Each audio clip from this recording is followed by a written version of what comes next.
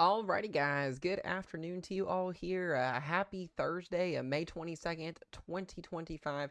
Hope you guys are all doing well out there. And we do have some significant severe weather today. I did mention in yesterday's videos these mesoscale convective days where we just get northwesterly flowing winds off of a ridge, or just in general, northwesterly flowing winds can result in large hail and damaging wind events with some isolated tornado aspect. They don't typically produce too many tornadoes, but we do have an enhanced risk now for today. They can happen. We can get these upgrades. Not anything too significant other than some large hail out there today, some damaging winds. So we probably won't be in coverage mode today. I will get on a live stream here in a little bit and kind of chat about today and what's going to happen the next couple of days with you guys. But we are going to be taking the next couple of days off as me and Rochelle get ready for our vacation here next week, 6 days from today. So we're going to talk here about kind of what's going on with today's forecast. The next couple of days, we do have some severe weather to get through the next 4 to 5 days here. I want to start out with today and kind of what's going on here. This is what's left over from our piece of energy up there on the right side of your screen here from what we just had with severe weather the last couple of days. It's still swirling, still got a swirling low pressure system up in the northeast up towards Canada. They're allowing for some rain showers, some really good just soaking rain up in the northeast. You guys have need some rain up there. So we've got a couple more areas to watch up here, some severe weather across the Rockies, some severe weather up into the northern high plains there,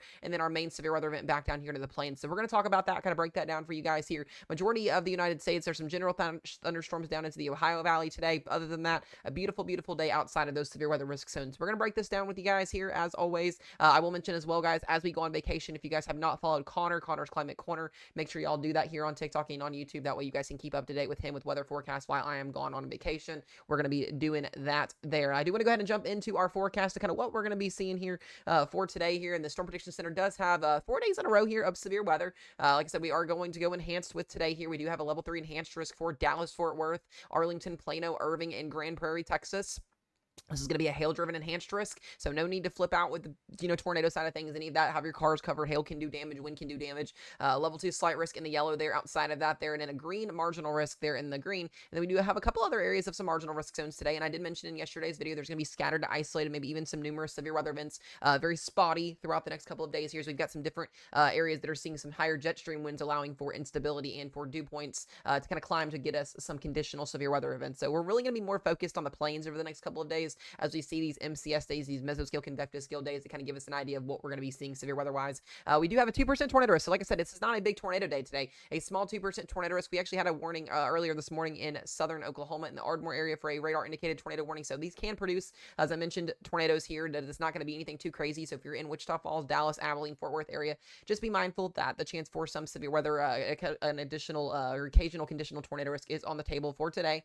The main threat's going to be is hail today. We do have 30% and a 15% hatched hail risk today in that red and yellow shaded area. Hail could exceed 3 inches in diameter in some of those areas. They are also outside of that, they're a 5% risk zone for 1 to 2 inch diameter hail. And we also have a hatched wind risk for later on this evening. Dallas, Fort Worth, Wichita Falls area, we could see winds exceed 70 to 80 miles per hour in that hatched region. Outside of that, they're in the 15 and 5%, 60 to 70 mile per hour winds. So like I said, be mindful today. Wind and hail are going to be the primary threats. We will see the threat for some isolated tornadoes as well. I do want to go ahead and jump to tomorrow's forecast here. We do have another level 2 slight risk here. I do want to watch this one. This has been trending up just a slight bit more for tomorrow here. Level 2 slight risk in play for eastern portions of Colorado's southern portions here of southeastern portions here and southwestern portions of Nebraska, getting into Kansas and getting into Oklahoma there, and then a marginal risk outside that. And we do also have a marginal risk as well back down here into Florida as we continue to see showers and storms in those areas.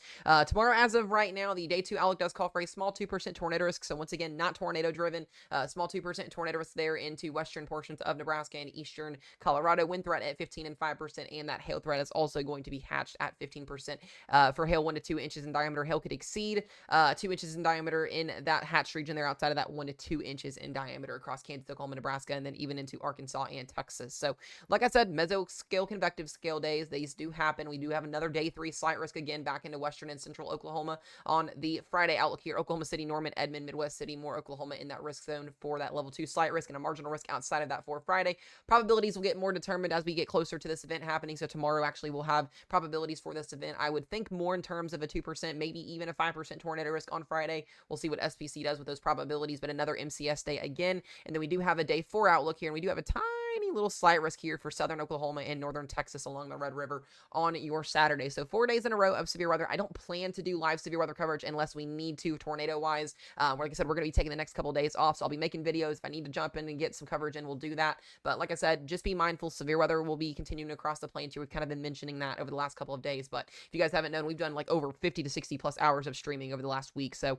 Mesomat's taking a little bit of a break. We are going to have some gaming interaction streams going through today, going through the next couple of days as well. So come and hang out with us as well. We'll just kind of talk about weather in spurts as we do those streams as well. But yeah, we'll be getting you guys ready to go here the next couple of days. If for some reason something trends up with tornadoes or any of that, we'll go on live stream and we'll cover one of these days. But as of right now, I don't plan on doing like full live stream coverage. Just me and Rochelle are trying to get ready as well for start getting stuff ready for our vacation here. So I do want to mention as well, this is going to be the outlook for the next couple of hours here. And let me go back to the 12Z her run from this evening. So we'll go 17Z to show this afternoon here. We got showers and storms already ongoing here. Some severe weather across southern Oklahoma. That's going to clear out. And then we're going to see our main event get going this afternoon, right around 4, 5, 6 p.m. Showers and thunderstorms here. Severe weather ongoing here across central Texas, northern Texas, and southern portions of Oklahoma along the Red River here. Could see occasional couple supercells fire off here, giving us the threat for some isolated tornado threat, damaging winds, and some large hail. And that main event goes right through about 11 p.m. to midnight. And we start to see that complex of storms work its way through south central Texas through the evening and overnight hours before fizzling out by sunrise. So like I said, if you're in these areas here, large hail threat, damaging wind threat could be a little bit on the excessive side, maybe 70 to 80 miles per hour. And then there could be a couple of tornadoes. But like I said,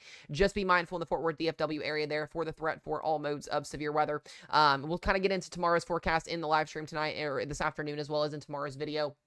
Just wanted to get this video out to you guys here since I wasn't able to get one out to you guys this morning. I was a little bit busy this morning with Connor getting an interview done. By the way, make sure you guys do check out Connor. Will be posting and I'll be reposting the interview that we had with Doug Hetty this morning, chief meteorologist in Joplin, Missouri.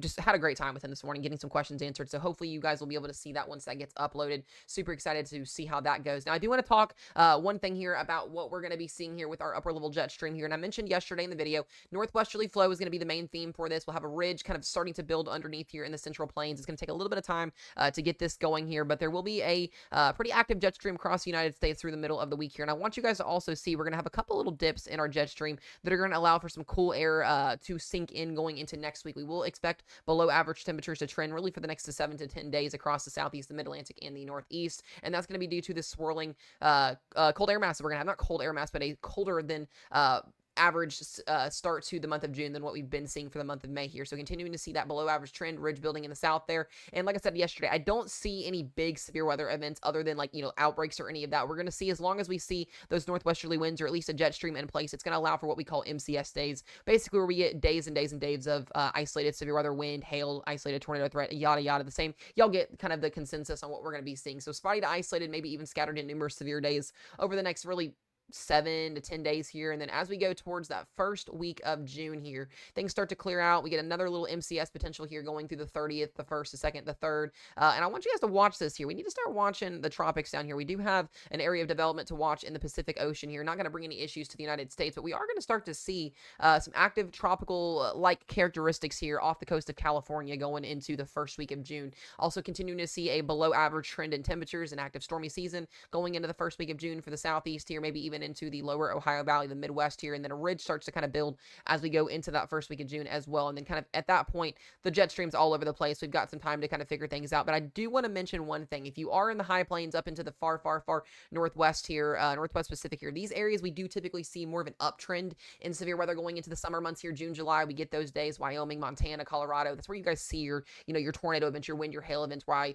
majority of the United States stays pretty ridged out. So this would keep us quite nice and quiet over here in the Ohio Valley, the Midwest, the Southeast, the plains, but it keeps the northern plains very, very active in terms of that severe weather potential going into the month of June. So we're going to kind of watch that, kind of see what happens with that here. I will show you guys as well what the precip is going to look like here for the next couple of days. And like I said yesterday, showers and thunderstorms, severe weather kind of really through the next couple of days, really to the end of the month here. You can see those MCS days setting up across the plains here, maybe even in more organized MCS going into Sunday, Monday, and Tuesday of next week. And then we see going into Wednesday and Thursday, it starts to get a little bit active up in the northeast, showers and thunderstorms across the board there. And then going into Thursday and Friday and Saturday of next week, continuing to see scattered thunderstorms across the board, maybe some low and severe weather days here going into next Friday and the next Saturday. And this pattern is going to stay pretty consistent through much of the month here before we get to the month of June. We may start to see some things potentially ridge out here. So another thing I will show you guys is going to be the overall just total QPF here, the rainfall that we could see through the next week or two.